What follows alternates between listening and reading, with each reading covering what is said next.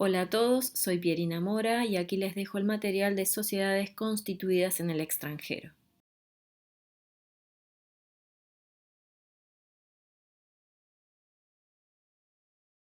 Preliminarmente vamos a hacer una aclaración. Del derecho común nosotros tomamos esto de que el domicilio del nacimiento de las personas nos trae su característica en cuanto a su nacionalidad. Esto no sucede en las sociedades comerciales del sistema argentino. Por ello, nosotros no hablamos sino de sociedades constituidas en el extranjero. No hablamos de una sociedad estadounidense, de una sociedad brasilera, de una sociedad chilena. Hablamos de sociedades comerciales constituidas en el extranjero. Solamente partiendo de esa idea, vamos a encontrarle sentido a la regulación que nos trae la ley. ¿Por qué? En el artículo 118 comienza a explicarnos o a regularnos de este modo. La sociedad constituida en el extranjero se rige en cuanto a su existencia y formas por las leyes del lugar de su constitución.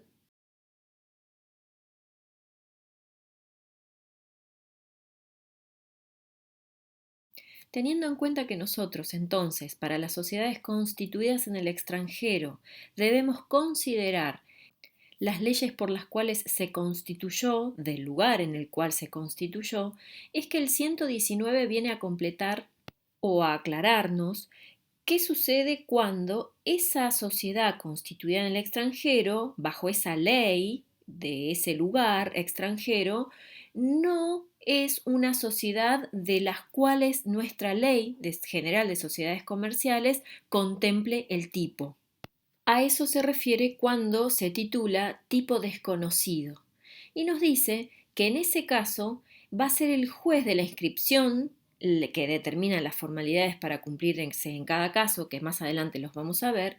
En definitiva, lo más importante del artículo a este punto es que en realidad esa sociedad comercial constituida en el extranjero de tipo desconocido para nuestra ley de sociedades comerciales argentina, por orden del juez de la inscripción, va a tener que cumplir y sujetarse a los criterios del tipo de máximo rigor para nuestra ley, que lo adelantamos, es ese tipo de máximo rigor para nuestra ley, es la SA, las sociedades anónimas.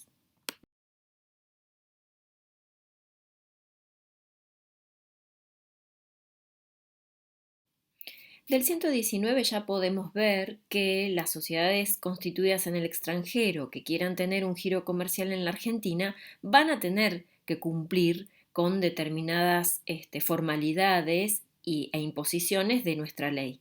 Tanto así que por ello es que cobra sentido el 118 que nos dice que nosotros vamos a tener que observarlas en cuanto a su constitución y su formalidad por la ley del lugar en donde se constituyó.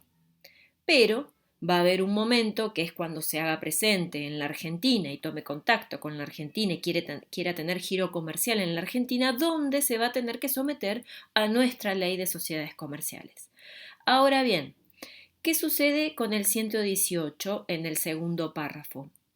Me aclara que las sociedades constituidas en el extranjero se hallan habilitadas para realizar en el país actos aislados y estar en juicio. En definitiva, lo que me está trayendo el 118 en su segundo párrafo son aquellas dos circunstancias en donde no se tiene que someter a ningún cumplimiento de la ley de sociedades comerciales, porque en realidad está hablando de situaciones aisladas. El estar en juicio creo que todos comprendemos a qué nos referimos. Es cualquier situación en donde sea requerida la presencia de esta sociedad constituida en el extranjero. Si algún juez en algún trámite judicial requiere la presencia de esta sociedad, no va a ser necesario que se le impongan los cumplimientos de nuestra normativa. Como así tampoco si esta sociedad constituida en el extranjero por algún motivo realiza actos aislados. Cuando hablamos de actos aislados, lo vamos a ver bien concretamente en contraposición a los actos habituales. Básicamente lo adelanto es que no realice actos que no impliquen el giro comercial en nuestra Argentina. Es eso.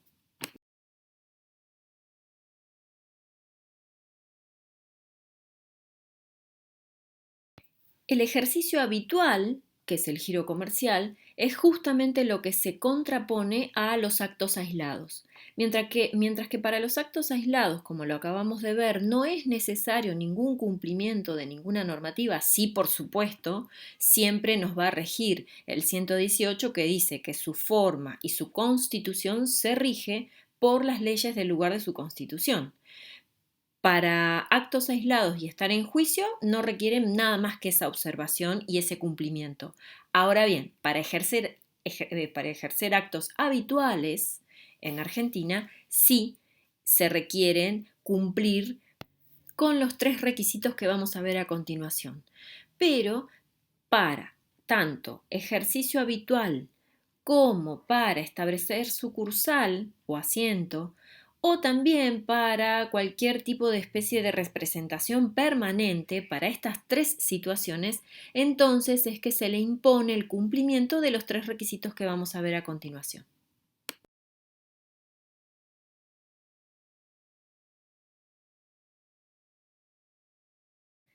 En una primera imposición justamente es la acreditación de la existencia de esa sociedad comercial conforme a las leyes de su país, que es lo que vimos en el 118. Por otra parte, también va a tener que fijar un domicilio en la República, cumpliendo con la publicidad e inscripción que se exige para las sociedades que se constituyen en la República. Y por último, deberá justificar la decisión de crear dicha representación y designar la persona a cuyo cargo ella estará.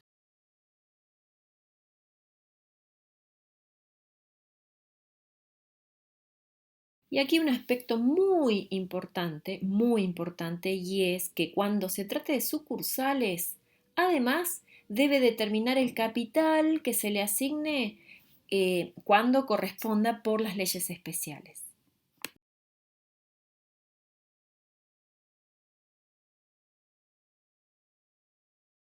En cuanto a su aspecto contable, que es muy importante y más para ustedes, el artículo 120 nos dice que es obligatorio para las sociedades llevar en la República contabilidad separada y someterse al control, bueno, que se le impone de acuerdo al tipo societario, que ya vimos que si es de tipo desconocido siempre se va a aplicar el tipo de control más riguroso, que es la sociedad anónima.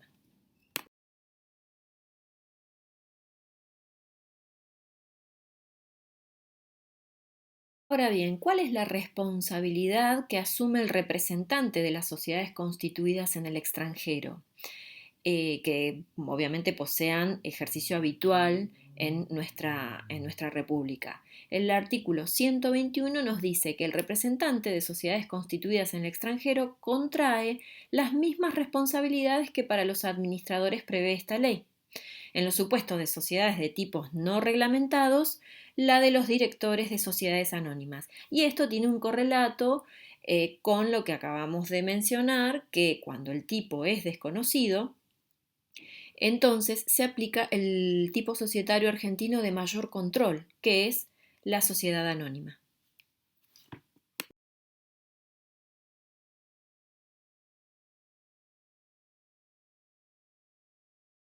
Recuerdan ustedes que el estar en juicio era tomado como un acto aislado para el cual no se le exigía ni se le imponía ningún cumplimiento de la normativa. Es decir, cualquier sociedad constituida en el extranjero puede ser emplazada para estar en juicio en nuestra república.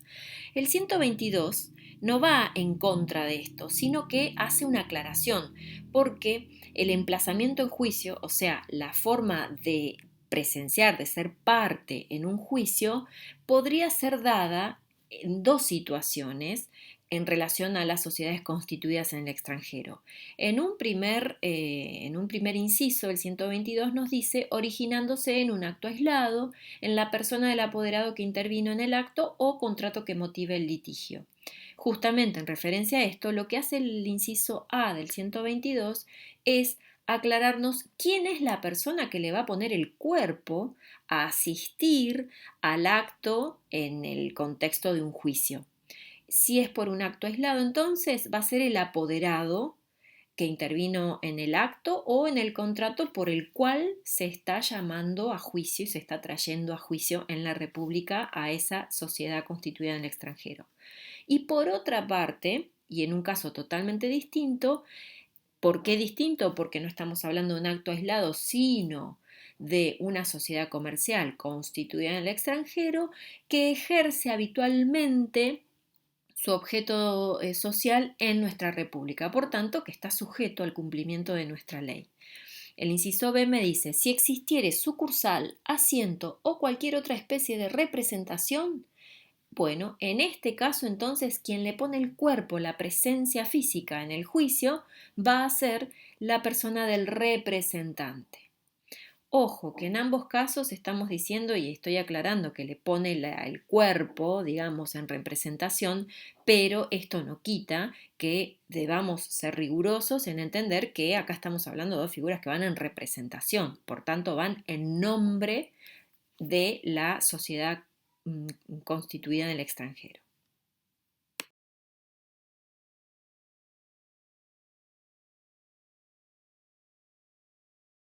El artículo 123 nos trae los requisitos y las formalidades que debe cumplir la sociedad constituida en el extranjero que desee realizar actos habituales en nuestro territorio o en nuestra nación.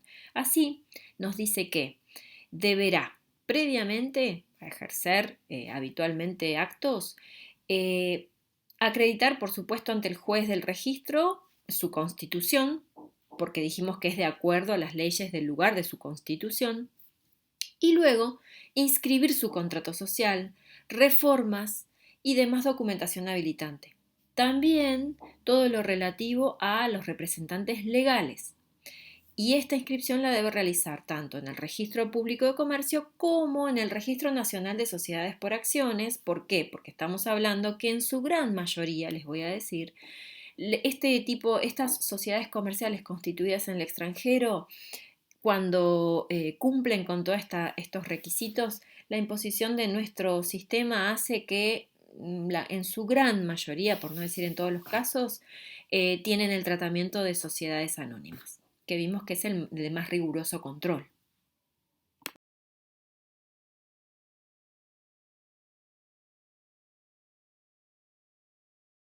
Por último, el 124 nos trae una gran aclaración, porque quizás en los efectos prácticos y cotidianos podemos perder la claridad de si es una sociedad constituida en el extranjero y debe tratarse según todos estos artículos que acabamos de ver, o si efectivamente es una sociedad que está bien, inició y tiene capitales extranjeros, pero en realidad es una sociedad local.